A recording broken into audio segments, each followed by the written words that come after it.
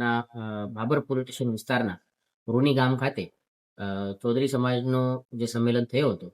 આ સંમેલનમાં કેટલાક વ્યક્તિઓ દ્વારા સમાજના યુવાનોની લોકોની ઉશ્કેરણી કરી જે 2 વર્ષ પહેલા એક ચૌધરી સમાજની દીકરી એક રબારી સમાજના દીકરા સાથે પરિણીત થઈ હતી, લગ્ન થયેલો હતો.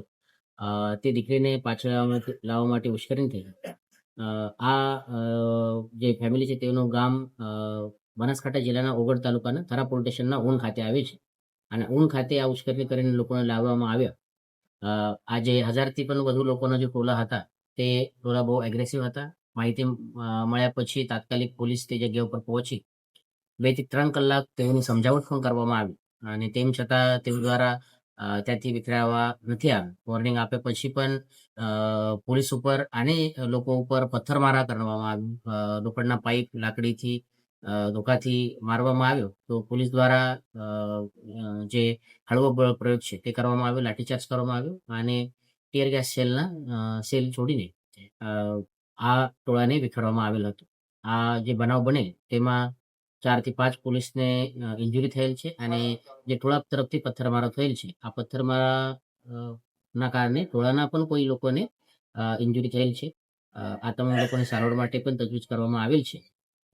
આ બનાવ અનુસંધાને અત્યારે ઊન ગામમાં અને જિલ્લામાં શાંતિ છે, કાયદો વ્યવસ્થા કંટ્રોલમાં છે અને બનાવના અનુસંધાને થરા પોલીસ સ્ટેશન ખાતે ગુના પણ દાખલ કરવામાં આવેલ છે. જે ગુનો ભારતીય ન્યાય સંહિતાના 109 અને 189 જેવા રાઇટિંગ અને અટેમ્પ્ટ ટુ મર્ડરના કલમ હેઠળ પોલીસ ઉપરના એસોલ્ટ, સરકારી કર્મચારીને રોકવાનો પ્રયાસ આ કલમો હેઠળ દાખલ કરવામાં આવેલ છે. ગુનામાં 16 જેટલા નામજોગ આરોપી છે અને અન્ય 1000 લોકોનો ટોળા આરોપીમાં છે.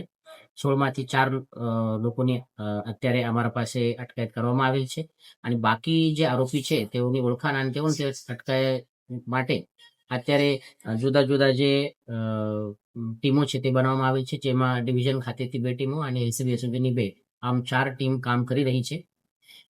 તમામ જે આસપાસના ગામ છે તેમાં શાંતતા સમિતિની મિટિંગ પણ શરૂ છે.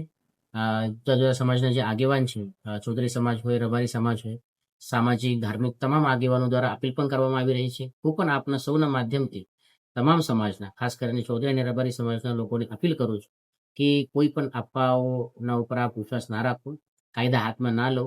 જે પણ આપની કોઈ રજૂઆત હોય તો આપ અમારા પાસે આવીને અથવા જે પણ સામાજિક પ્રશ્નો તે સામાજિક રીતે સોલ્વ કરી શકો છો. કાયદા હાથમાં ન લેવા અમારા તરફથી આપની વિનંતી અને સૂચન છે. અને અત્યારે જિલ્લાની પરિસ્થિતિ, કાયદાની વ્યવસ્થાની પરિસ્થિતિ સારી છે.